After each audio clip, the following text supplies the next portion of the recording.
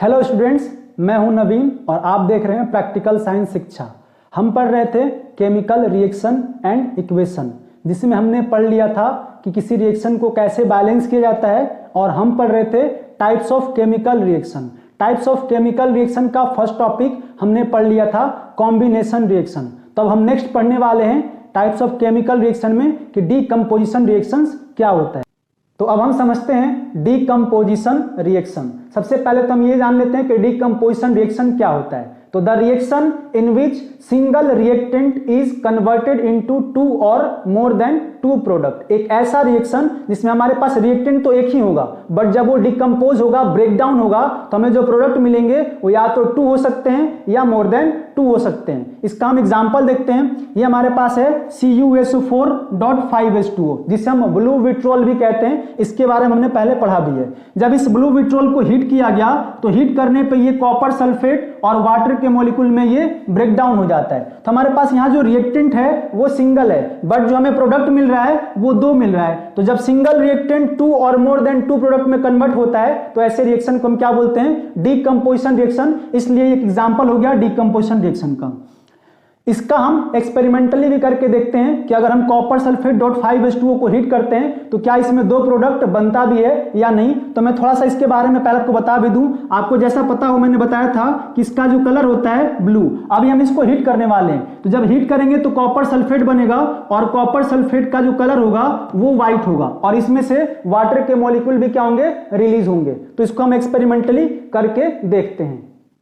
जैसा कि आप देख सकते हैं कि मैंने कॉपर सल्फेट का क्रिस्टल लिया है, थोड़ा सा मैंने टेस्ट ट्यूब में लिया है और कुछ अमाउंट में मैंने चाइना डिश के अंदर लिया है। अब मैं दोनों को हीट करने वाला हूं और मैं आपको दिखाता हूं कि क्या क्या ऑब्जर्वेशन हमें यहाँ पे ऑब्जर्व करने को मिलता है। तो चलिए स्टार्ट करते हैं।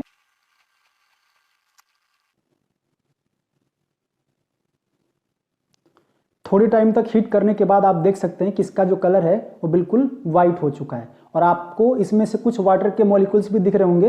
ये देखिए, इसमें से वाटर के मॉलिक्यूल्स भी इवेपोरेट होके वेपर बन गए थे। थोड़े टाइम के लिए इस कॉपर सल्फेट को भी गर्म करते हैं, जिसको हमने चाइना डिश में लिया था।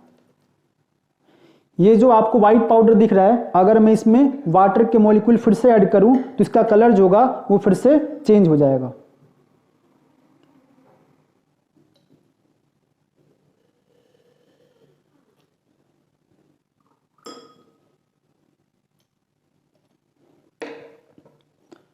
तो जैसा कि आप देख पा रहे हैं, पहले ये कैसा था? ब्लू कलर का था। फिर हमने क्या किया? इसको हीट किया, और हीट करने के बाद ये व्हाइट कलर में कन्वर्ट हो गया। फिर हमने जब इस कॉपर सल्फेट में वाटर के मॉलिक्यूल ऐड किए तो ये वापस से ब्लू कलर में चेंज हो गया। अप्रॉक्स 5 मिनट तक इसको हीट करने पे अब ये जो है बिल्कुल वाइट पाउडर में ये भी कन्वर्ट हो चुका है। तो इसका कुछ अमाउंट मैं बाहर निकाल लेता हूं और इसके रिमेनिंग अमाउंट को मैं फिर से गर्म करने वाला हूं। कॉपर सल्फेट के वाइट क्रिस्टल को जब मैंने अप्रॉक्स 10 मिनट तक हीट किया तो अब ये ब्राउन कलर में कन्वर्ट हो चुका है, बिकॉज जो कॉपर सल्फेट था हीट करने के बाद अब ये कॉपर ऑक्साइड में कन्वर्ट हो चुका है। इसको मैं अभी आपको दिखाता हूँ।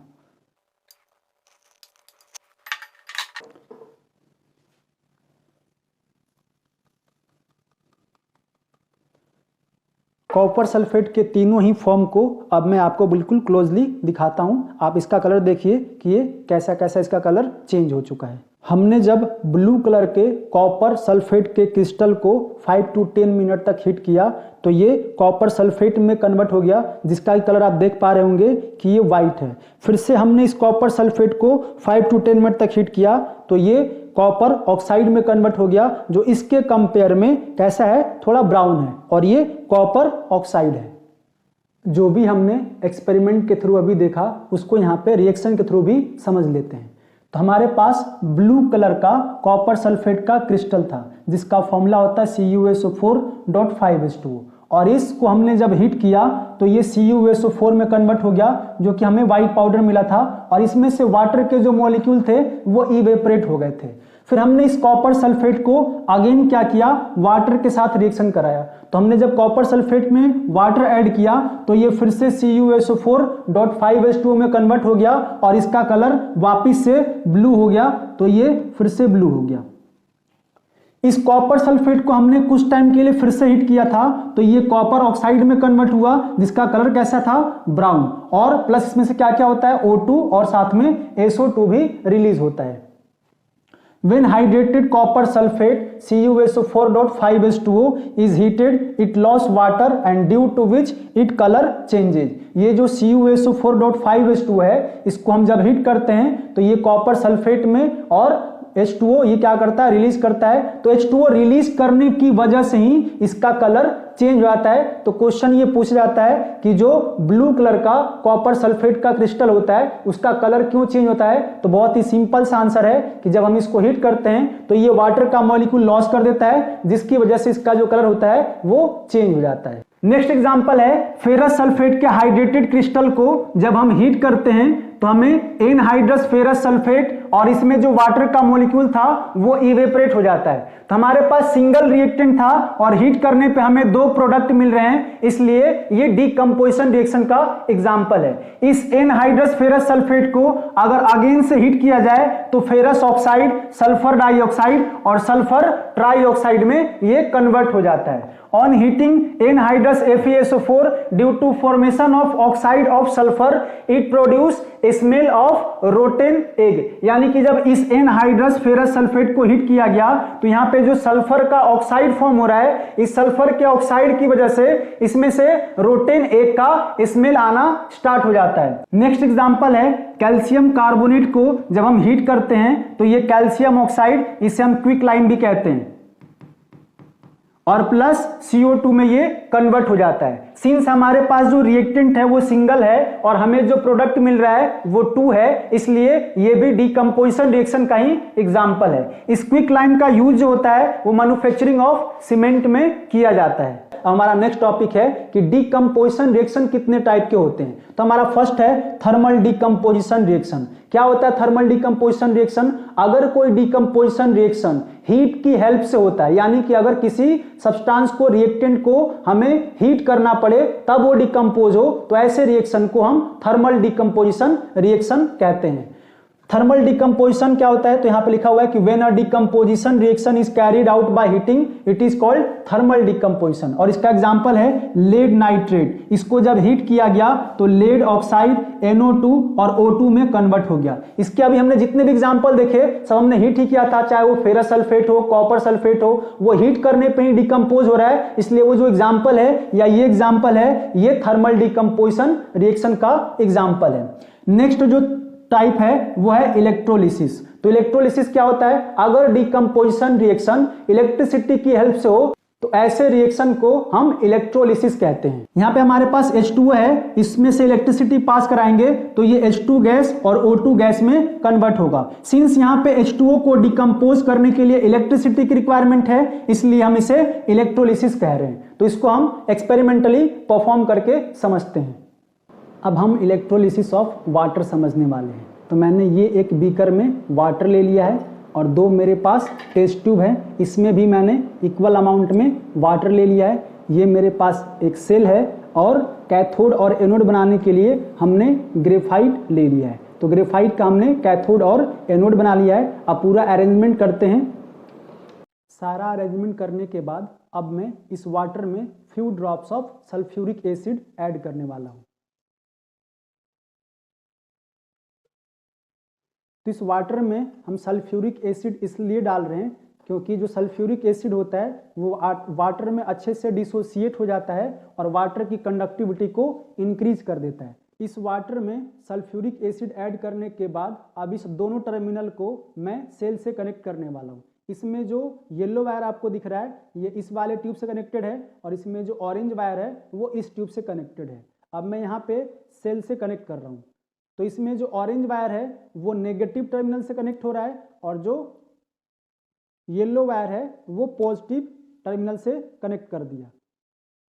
जिस टेस्ट ट्यूब को हमने नेगेटिव से कनेक्ट किया है उसमें हाइड्रोजन गैस जो होगा वो इवॉल्व होना शुरू हो जाएगा और इसे हम कैथोड भी कहेंगे। तो जो हाइड्रोजन गैस होता है वो कैथोड पे इवॉल्व होता है और जो ऑक्सीजन होगा वाटर का वो इसमें एनोड पे इवॉल्व होगा।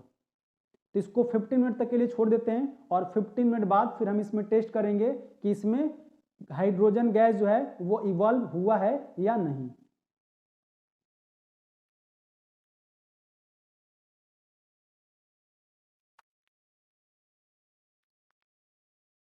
आफ्टर 15 मिनट अब हम ये चेक कर रहे हैं कि इनमें इस टेस्ट ट्यूब में ऑक्सीजन और हाइड्रोजन प्रोड्यूस हुआ है या नहीं।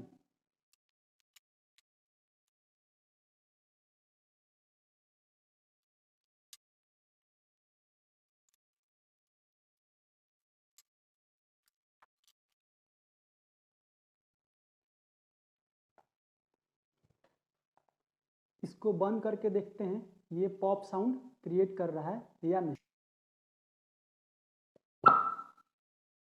तो ये जो पॉप साउंड क्रिएट हुआ ये हाइड्रोजन गैस की वजह से हुआ।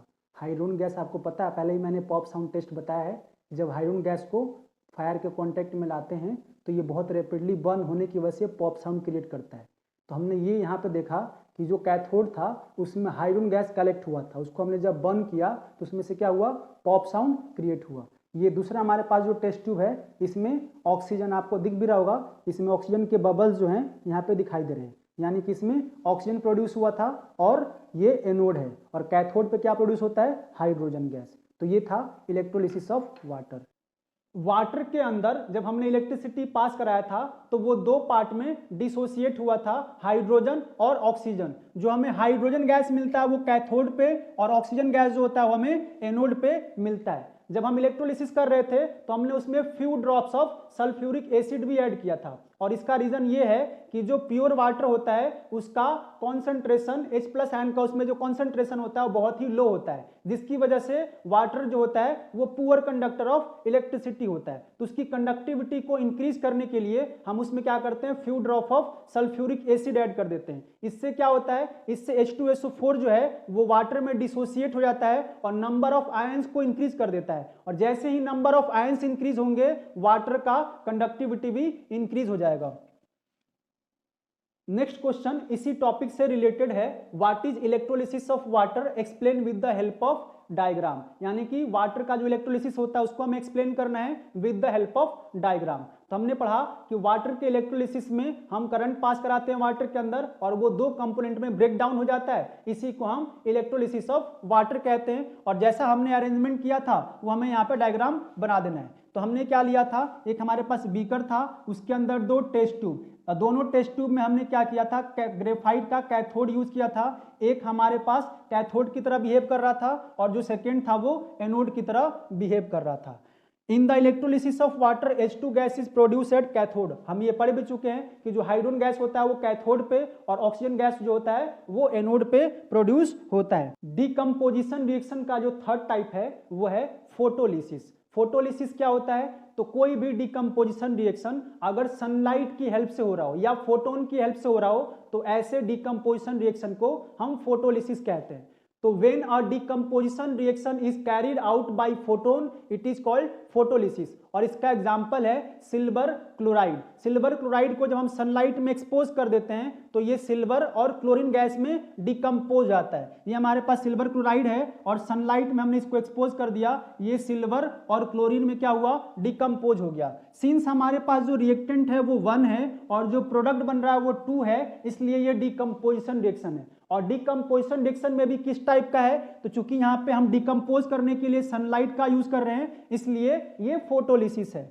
सिमिलरली सिल्वर ब्रोमाइड को भी अगर हम सनलाइट में एक्सपोज कर देते हैं तो ये सिल्वर और ब्रोमीन गैस में डिकम्पोज हो जाता है। दिस टू रिएक्शन, इन दोनों रिएक्शन की बात हो रही है, this two reaction are use in black and white photography. जब ब्लैक एंड व्हाइट फोटोग्राफी किया जाता है तो इन्हीं दोनों रिएक्शन का यूज किया जाता है, ये भी आपको याद रखना है। अब तक हमने जितने भी टॉपिक पढ़े उससे रिलेटेड कुछ क्वेश्चंस हैं वो यहाँ पे हम देख लेते हैं। Which gas burn with pop sound, कौन सा गैस है जो पॉप साउंड के साथ बर्न होता है। तो हमने इसका एक्सपेरिमेंट भी देखा था कि जो हाइड्रोजन होता है जब वो बर्न होता है तो उसमें से क्या होता है, पॉप साउंड क्रिएट होता है। इसका रीजन भी बताया था कि इसमें से पॉप साउंड क्यों क्रिएट होता है, तो जैसे ही हाइड्रोजन ऑक्सीजन के प्रेजेंस में बर्न होता है वो बहुत ही रैपिडली बर्न होता है, जिसकी वजह से उसमें से क्या होता है, पॉप साउंड क्रिएट होता है। तो इसका आंसर है hydrogen gas burn with the pop sound. The pop sound comes from the small explosion formed by the burning of hydrogen with oxygen.